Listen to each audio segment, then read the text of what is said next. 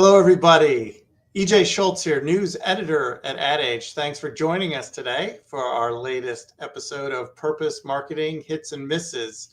Joining me is our regular guest, Thomas Kolster, who is the founder and creative director of Copenhagen-based Goodvertising Agency, which advises companies, organizations on how to turn environmental, societal, and health risks into market opportunities. Welcome back, Thomas.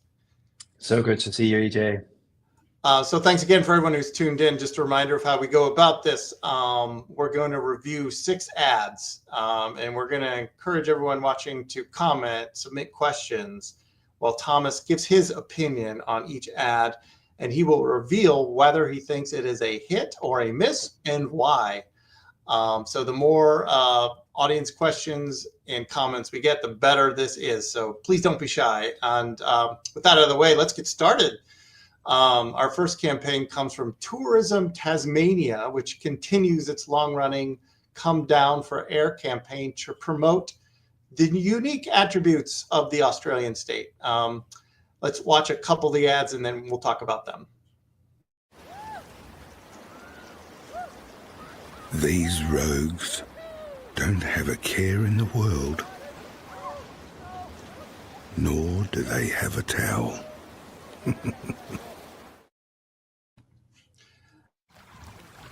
Lunch.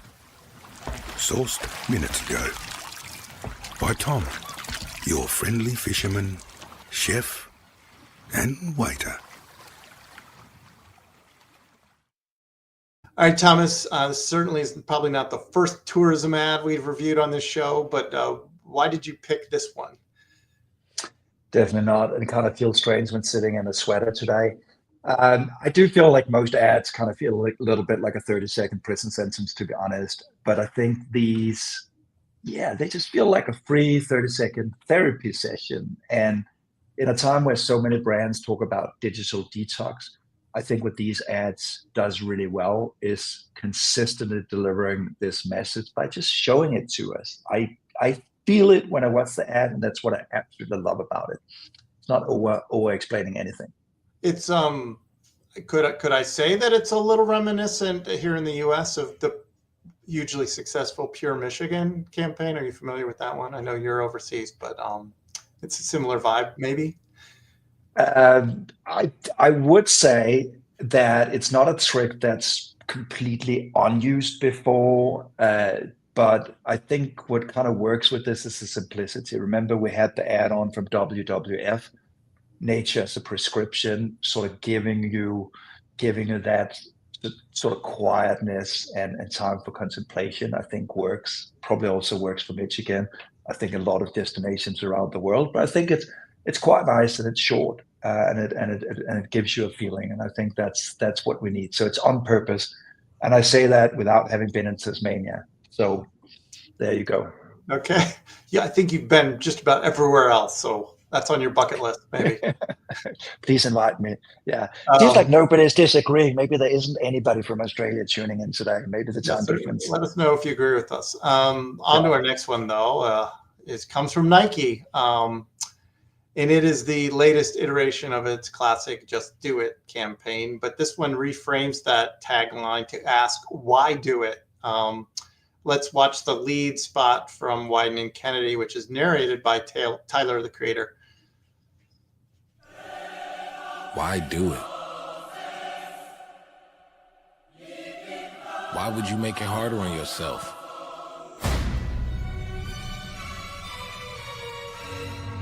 Why chance it? Why put it on the line?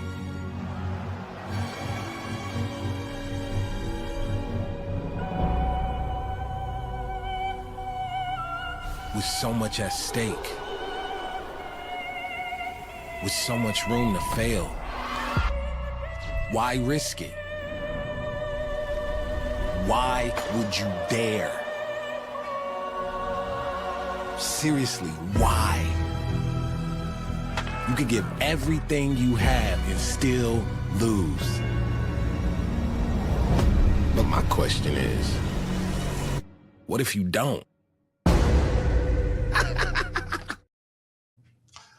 All right, this one has all the Nike feels, but how did it make you feel, Thomas?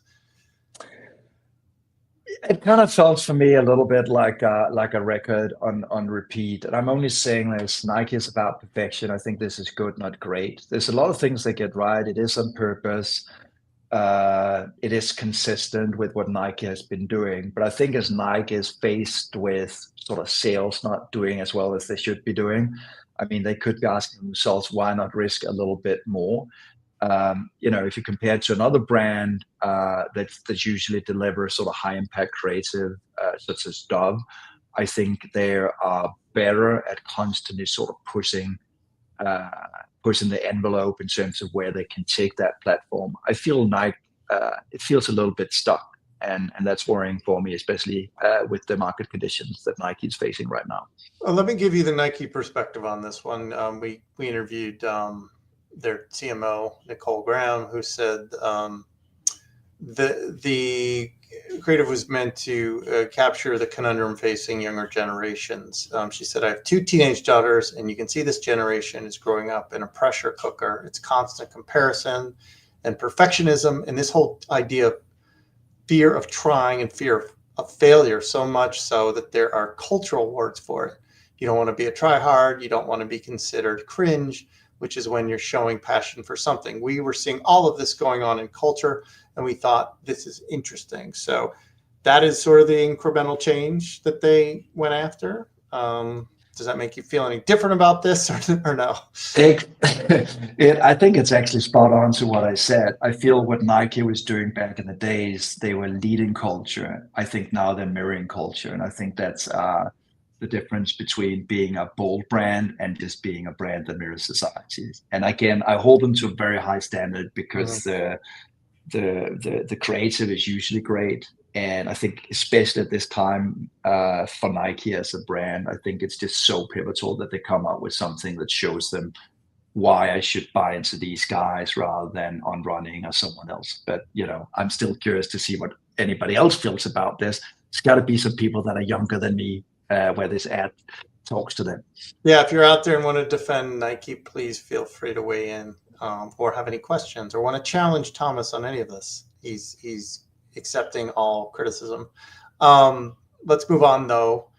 An ad for the Indian whiskey brand 100 Pipers, which we think promotes its line of travel gear with this next ad by featuring an actor, social entrepreneur, and conservationist. And it continues the brand's Be Remembered for Good platform. Let's take a look.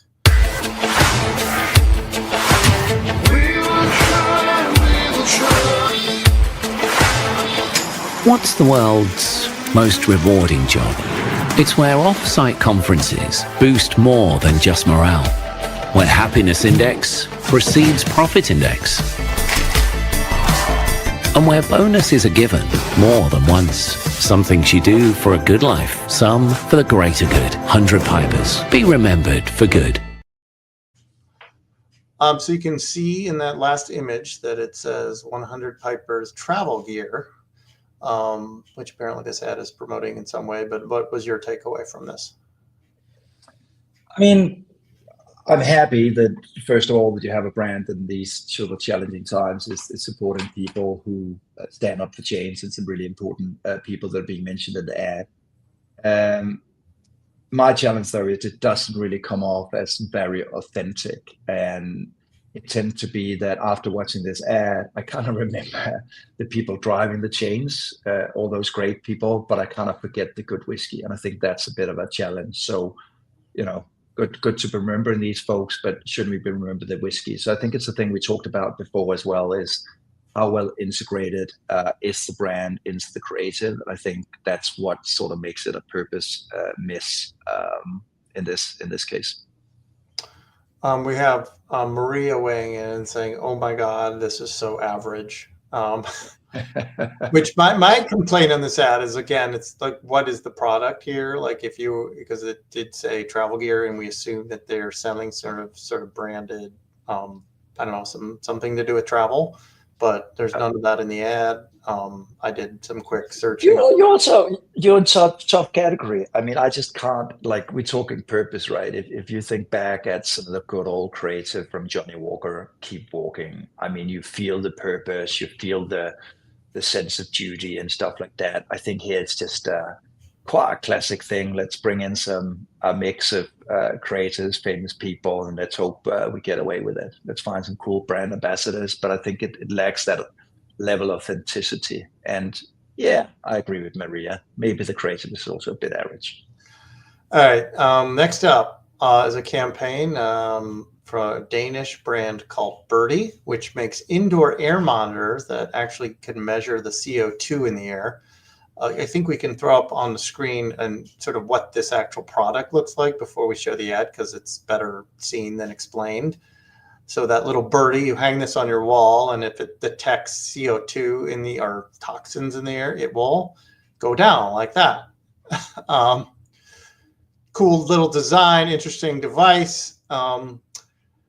Let's pivot now into how one of the campaigns for this thing, which is a lengthy ad that we don't have time to play with audio, so we'll just kind of start it up in the background. But it basically is a black and white film that's depicting sort of the origins, or slightly fictional origins maybe, of the old school tactic of using canaries to detect toxic air in coal mines. If you were to watch this full video, which you can easily find on your own by searching for the brand name, it's sort of this father and son cast, and they end up in a coal mine, and you can sort of guess what happens next. He brings the canary, it warns them, they get out safely. And I think they actually premiered this film at some sort of event at a new showroom opening that Birdie was doing. So that's the description of this. What is your take? I mean, I first up, I love the product. I remember years ago judging it at a D&AD Impact Award in the sort of emerging tech category, and so it's just so great to see what they've done with it. I mean, I think we've all been there, right? We've been sitting in a stuffy room at some point and feel the oxygen levels are dropping, and that's basically what this little gadget does. What I love about this ad is that it's not really pointing fingers. It's just reminding of a sort of common sense. And sometimes for like a small little challenger brand to take on such an ambitious project, that kind of reminds me a little bit of, if Birdie met Stella Artois, and also just taking the time to tell longer formats. I think I think we're so obsessed with short formats these days. So it almost, in my mind, makes the product more valuable that you take the time to tell this very, very long story. And I also do like that there's no finger pointing around this. It's not saying to you, do this or that. You sort of tell a common sense sort of, whether this is a true story or not, it kind of have this olden days to it, which I love about it. It feels authentic. Yeah, if you I looked into this a little bit, and you can see the brand on Facebook and social media. Just sort of, I think one comment they made was, in this age of short attention spans, we decided to make a 6-minute film. That's another discussion, but they were also, I think this was done pretty economically, because I don't think there was a creative agency involved. At least I couldn't find one. It was, they hired a director, they did this. I think it was done pretty efficiently. I presume there's other marketing out there on this brand that is more product focused, which I think it needs, because it is a cool little design. So this was just sort of probably a supplementary kind of piece of creative, right, that they used. Yeah, it's so interesting, right? Because you would normally like see this from much bigger brands, and for small brands to do something like this, I think it's quite interesting. And again, I mean, obviously it's a bit hard for people viewing this here today, but go and check out the 6 minutes film. It's worth it. And yeah, long format, short format, I think it's all about the message, and I think they have a meaningful message here to say, and they definitely have an amazingly designed product to live up to that. Are you seeing more, just off topic slightly for a second, detouring, are you seeing more long format stuff right now? Or is there sort of a counter trend happening to the assumption that people only want to watch 6 seconds worth of stuff? It's going to be interesting to see with all this AI stuff just flooding everything, right? So I do actually see that there are more longer format stuff, and probably also just because it's easier to produce than it was before, and more economically to produce. Whether it's more successful or not, I have no clue. I think in the podcast world, I do see a lot of successful podcasts at the moment where people can get away with talking for an hour on end. I think EJ, we're probably not there. Like, we probably still have to stick with 20 minutes, I guess. Speaking of that, we should move along. Yeah. So our next campaign supports a rebranding of the Ronald McDonald House, which is, of course, the McDonald's-backed charity that provides housing and care for families with hospitalized children. And it is, as part of this effort, it's pledging to double the number of families served in the next 5 years. And this is one piece of creative they're using to promote this. Let's take a look. Yeah. This time's good. This is a journey no family ever expects to take. Yes, look. I know because my family has been where you are now.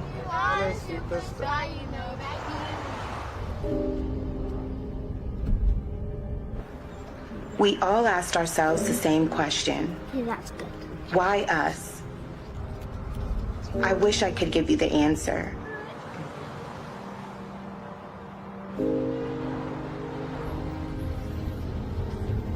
Are we not there yet? In our hardest moments, we found there was a whole community of support waiting for us, where we were strengthened by other families to keep going. Okay. You're very brave. Just remember that. Okay. Holding each other for the bad news and the good. So please, let this house remind you how loved you are, how seen you are, and how strong you are. With all our love, from one Ronald McDonald House family who stayed to another. So this ad, obviously, it plays into the tradition of, families who are departing Ronald McDonald House, writing letters to families that might be coming in. What is your perspective on this one? I think they get a lot right here. I mean, it's on purpose. They tell a very, very powerful personal story, and I think it's sort of consistent with what they've done historically.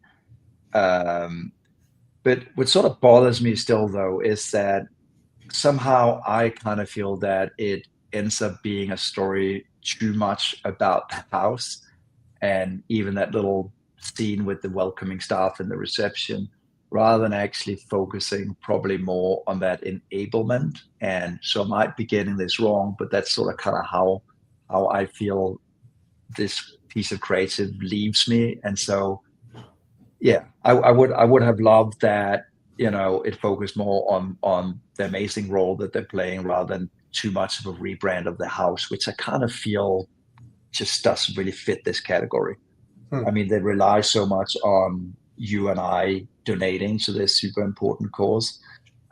So to be honest, I don't care too much about the house. I want to see more about the important work. Somehow I feel it missed here, but it might just be me.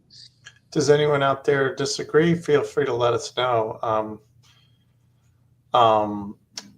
We might come back to that one if we get some more comments on it, but let's move along to our final ad of the day, which is in the AI category. A lot of folks out there have probably seen this work. It's an ad for Anthropic's AI assistant, Claude, and in the company's first big marketing effort, it frames AI as a thinking partner. Let's watch the ad from Mother. There's never been a worse time. Problem. There's never been a worse time. Problem. There's never been a worse time. Problem. There's never been a worse time. Problem. There's never been a worse time. Problem. There's never been a worse time. Problem. There's never been a worse time. There's never been a worse time. never been a better time. A better time to have a problem. To be stuck. To be overwhelmed. To be impatient. To be out of ideas or out of your depth. Out of breath. There's never been a better time to have a medical condition. Just look at the research being done. To have no qualifications, no resources. To not understand, feel insignificant. To feel restless. Right now there really has never been a better time.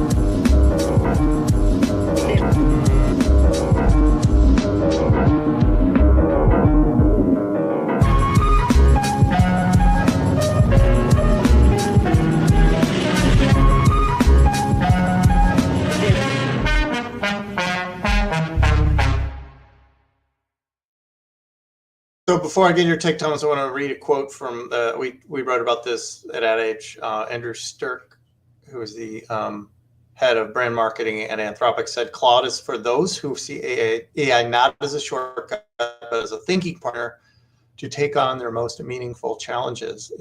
Did this work for you? Wow. I mean, this is one I'm really curious about what everybody else thinks about.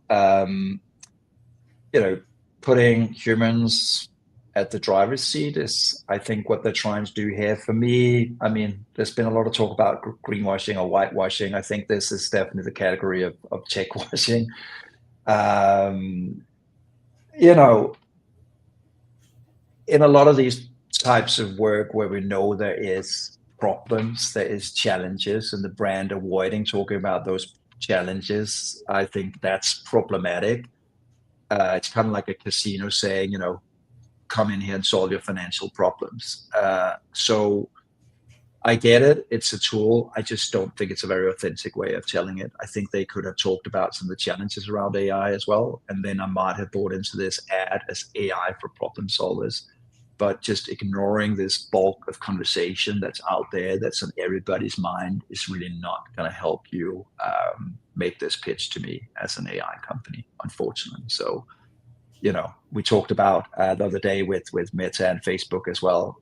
Just can't ignore what is on everybody's mind when they're watching a piece of work like this. And I think that's the challenge. Well, let me push back on you on that for a second. Don't you think there's enough written constantly about, I'm assuming you're referring to the sustainability, environmental downside of AI and stuff like that. There's enough out there on that. Isn't it the brand's job to talk about what it can do for humanity rather than, or how would you do it if you were them? Obviously, you're paid to promote the product. For me, it's not so much about the sustainability part. It's as much as, what is the role of AI? Is it taking away jobs? I mean, we're in an industry that is it's all about the people. And a lot of people in our industry is feeling that jobs are being let go, the same at consultancies and other things. So it's as much that thing to come out and have the tenacity to say, yeah, humans are the drivers of this. Mm-hmm. Probably. I think the way they could have gotten away with it was just create one scene where AI could be the problem as well. And that would have made it authentic. I think when you ignore the issues at hand, then it just seems a bit too blue-eyed for me to swallow the argument. And this one, of course, came basically around the same time ChatGPT came out with this brand new campaign, which is also, it's much different tone, but it's kind of the same spirit, which is like putting the humans out front. And theirs is I don't want to say lighthearted, but it's a little more less dense. It's about basically people using ChatGPT to design a workout, and then it showed like one ad is showing a guy doing like pull-ups, and another one I think is around recipes and things like that. Did that one is that one any better in your view, or about the same, or? No, 100% in some ways, because it's much more humble. I mean, you're not trying to take on the world's biggest problems, because let's be honest, AI will and is a massive problem as well in our society today in terms of all the things we talked about just now. So I think just being a little bit more down to earth kind of helped ChatGPT in that way.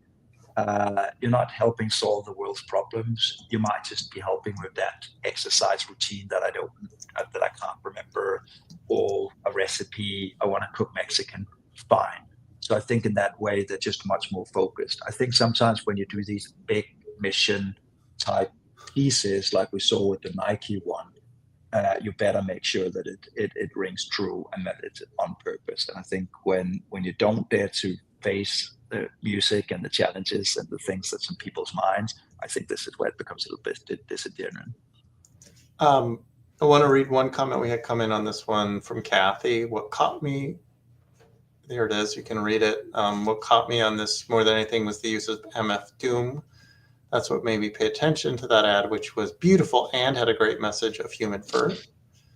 So someone that disagrees with you a little bit, I think, Thomas, there. That's always good, Kathy. And, to be honest, I think obviously they are aware of a lot of the criticism going around. And I think that's also what ChatGPT did, right? They said, okay, this is made by this is not made by AI. This is made by traditional advertising people. And I think this is a way to sort of meet that criticism. But for me, it just becomes much more authentic when you don't ignore that in campaigns, but you actually address it.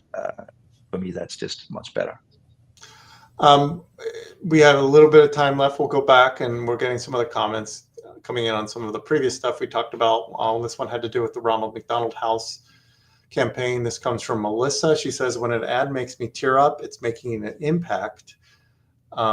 Jennifer said, context and perspective. If you have needed to stay in a Ronald McDonald House, it's about the connections, people in the house walking the same journey as you. And then Nathan said regarding Ronald McDonald House, again, support was the takeaway. Potent emotional. It's firing in your chest. The association with the brand package becomes the message. You're not alone. We're here to help. So a lot of those people, I think, are taking a different view than you, that they said it actually did its job.